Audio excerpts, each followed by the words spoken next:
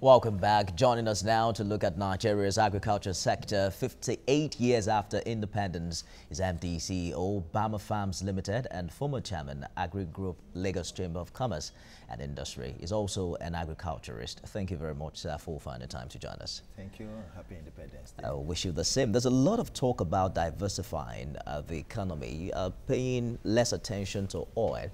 And each time we hear that, it's about agriculture.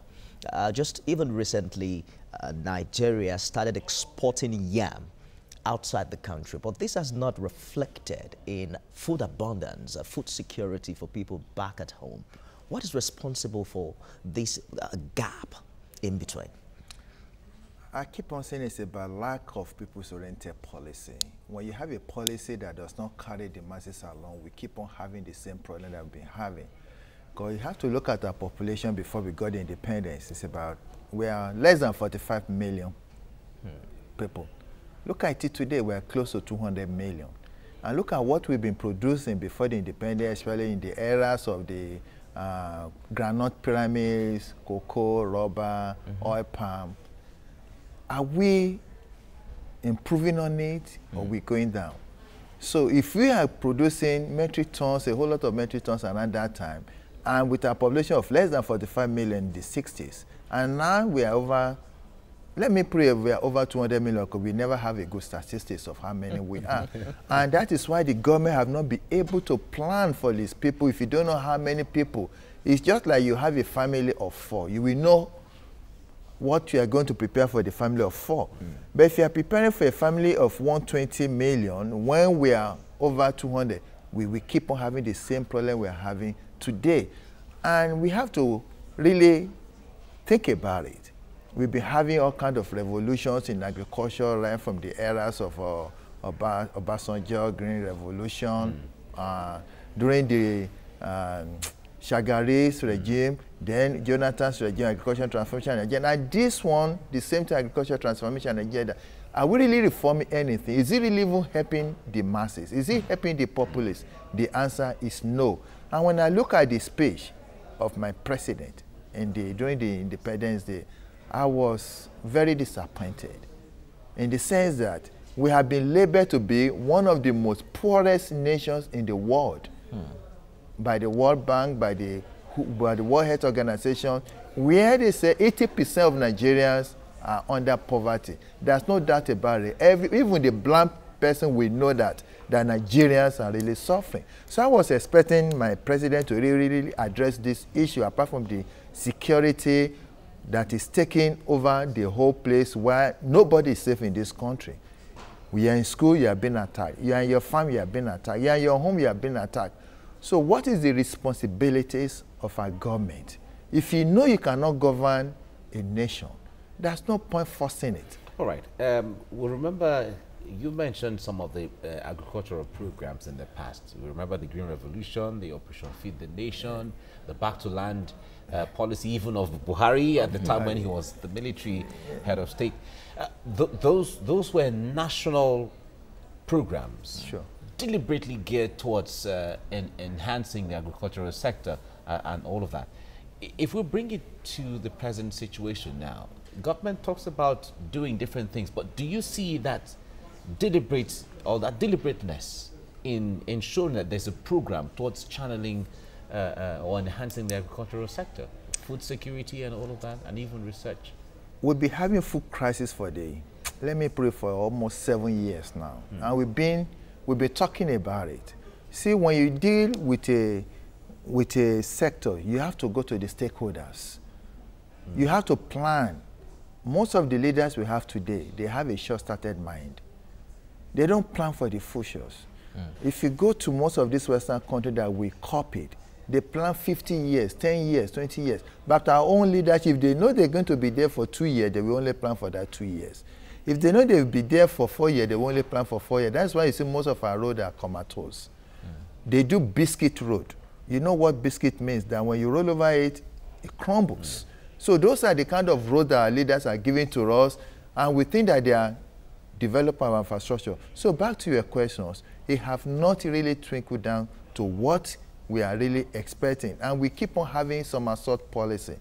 We have different kind of policies. Let another regime, another government come in, you say, no, no, that's my own. But where is regime. the disconnect generally? We have the Minister of Agriculture who is a farmer in his own respect. He has a very large farm from Benue State, which is also the food basket of the nation.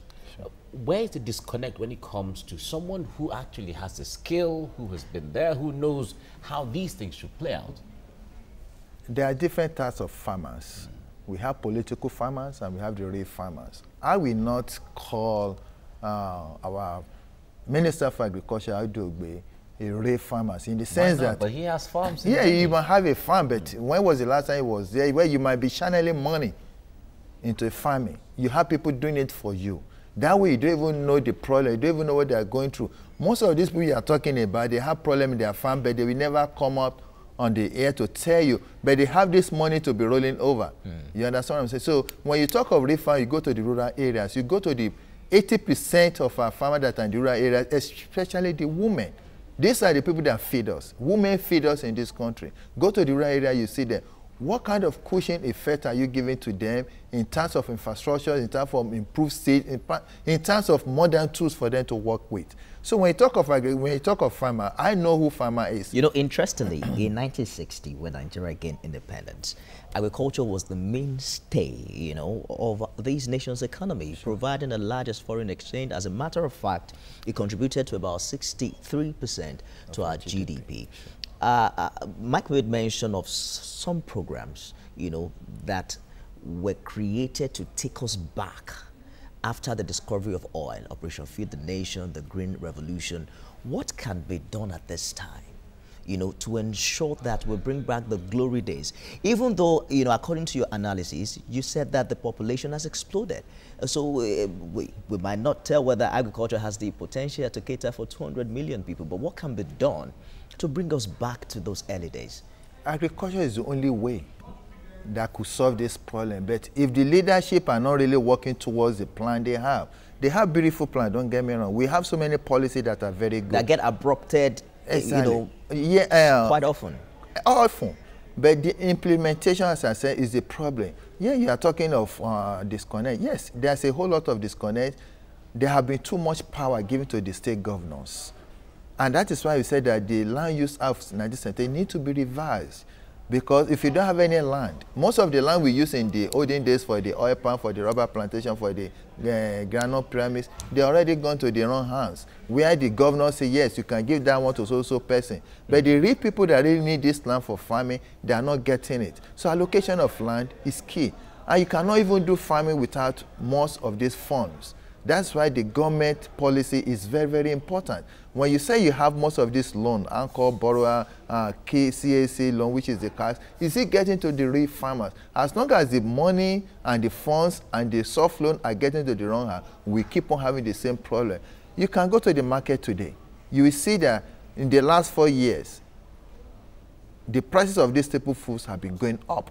And it's not going to come down in the nearest future because look at so many problems facing us. We are talking of climate change. You are talking about flooding. We are talking of herdsman invasion of farming. You are talking of Boko Haram displacing them in the northeast and northwest, everywhere. How do we grow agriculture with those myriad of challenges? You know, the flood, insecurity, for instance. It doesn't matter the large expanse of land you have cultivated. Once your life is threatening, you have no choice but to vacate. How do we grow that sector in this very peculiar situation we have found ourselves as a country? It's very simple. We know the states that are close to the coastal regions, where we have River Niger and River Benue. We've been talking with the federal government to really dig some of this sand out. That way, the ocean coast could be going down, but we are not doing it. That's dredging. Dredging. So we are not dredging. That is why you cannot see most of these big ships coming to Nigeria because it's very shallow. So I think when this guy was a former Lagos State Governor, Fashola, he was trying to do the same thing. That is why you see some of the dredging were being done in the coastal areas along the Badagry and area, but they abandoned it. So going by what you said, we can only go back to Where there's no erosion, like in the Southwest, we're a little bit blessed. There are some states that does not really get savvy with some of this flooding. The government really need to go to this state, and what our state government, what are they really doing? Most of the state government, they don't really believe in agriculture, and they want to feed their own people.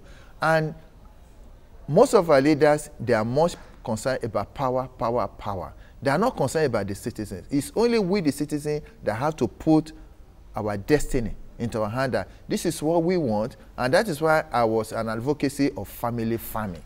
If everybody could be practicing family farming, if you're able to feed your nucleus family, I'm able to feed my nucleus family, the excess of you can take it to the market. That way it will force down. Wouldn't that take us back to subsistence farming that we started? Because that was how we even came but up we are in the not first practicing place. mechanization today. We'll be talking about mechanization. Yeah, How many but mechanization do we shouldn't have? that be what we should be advocating now? Because if We've been advocating for years. If we resort to family farming, it will be going back. Then to I'm wondering where we're going to get the land from. Subsistence farming In a place like Lagos. No, the point there is there are different kinds of each farming. family has There's poultry. Lagos has a sizable number of poultry. There's piggery. There are snary. There are different kind of farming. Fish. To me, all those ones are still family farming. And even in China, as big as they have over 2 billion population. In India, over 1 billion population.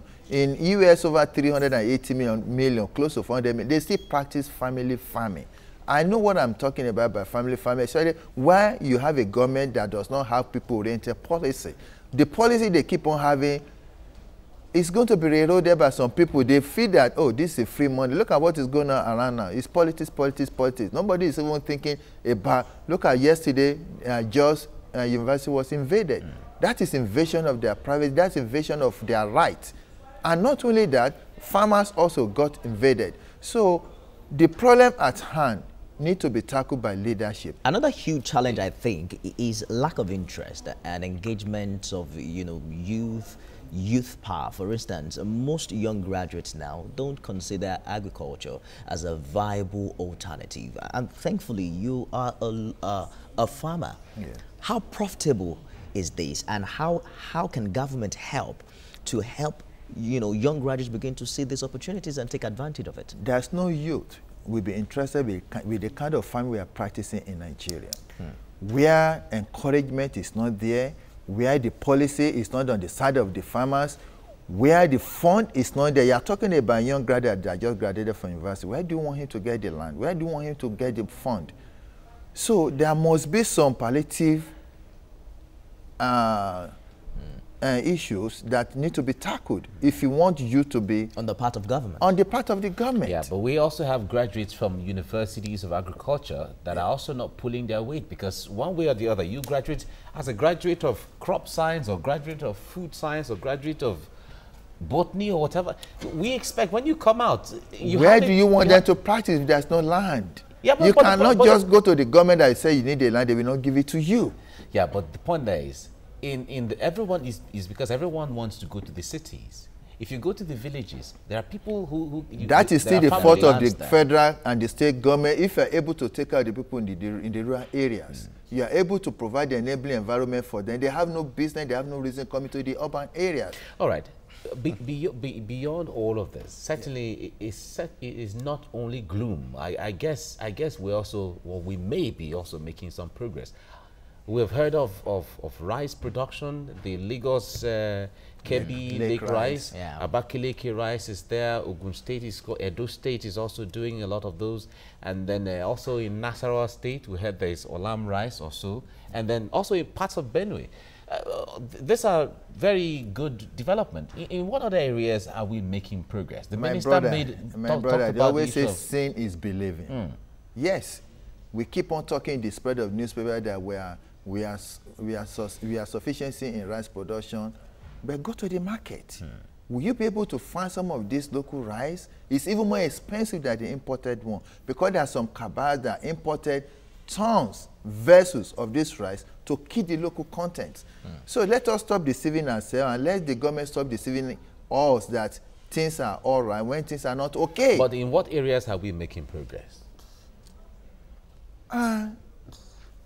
We must be making progress in some We are areas. making progress in the spread of the newspaper, my brother. I'm a farmer. I know what I'm talking about. And you can easily go to the market by yourself. Your wife go to the market. You know how much you give to your wife to go and buy food for you. Are we making progress when the price of tomatoes that used to be like 2,000 per basket is about 8,000, 10,000 today? Is that a progress? You know, other issues are also the value chains from, you know. Definitely, we are not adding value to what we are producing. We'll be talking about value chain, but value chain does not just come like that when there's no power, when there's no electricity. Yeah. When, you know, so many infrastructure. Yeah, well, if we see critically, we know that the government, certainly from the area of policy, from the area of creating enabling environment, they should handle those. But when we talk about the farmer, the person who is going to be in the farm or in the bush, if you call it that way, or on the field, I think that's maybe preferable. Yeah, calling my profession. On the field, it's just semantics. But you are the one on the field. Yes. And certainly you have made a lot of progress. Yes. So how did you make that how are you happen? making progress? How are you making it happen? It's a lot of sacrifice. Exactly. Like So- yesterday, I was in my farm. Right. I was supposed to be there today because we are getting some of these cattle. Like the cattle ranching we are talking about, it's not difficult. You understand? I have over 100 acres of land in Lagos State, and I was able to contain most of my cattle and goats, and I have poultry also. Yes, I was able to do it because I have passion for this thing. Sometimes not that it's profitable. Like I have my own downfall also doing the downpour. Most of my plantain, thousands of it just fell. What am I going to do? That is natural disaster. Do we have insurance to cover it? They will tell you that they don't cover natural disasters like flood. So So they you bear the risk. bear the risk. So how many people are ready to bear the risk? And some of them, once they fall like that, they don't rise up Perhaps again. we're going to bring Wale back to tell us about, train us on this risk management. Because if you're in farming and you're making progress, you're succeeding, apparently there's a way to make progress and succeed in this part of the world. The fact that he is making progress tells us that Nigeria is also making progress. Because there are other farmers like you as well. And that is where I want us to see it from. Yeah. Because we need to look at also the positive sides and as a way of inspiring other people and young people too. But we must thank you. We're against time now. Wale Oyekoya, Managing Director and CEO of Obama Farms. Thank you so much for coming on the program. Thank you. Thank you. Nice for having me.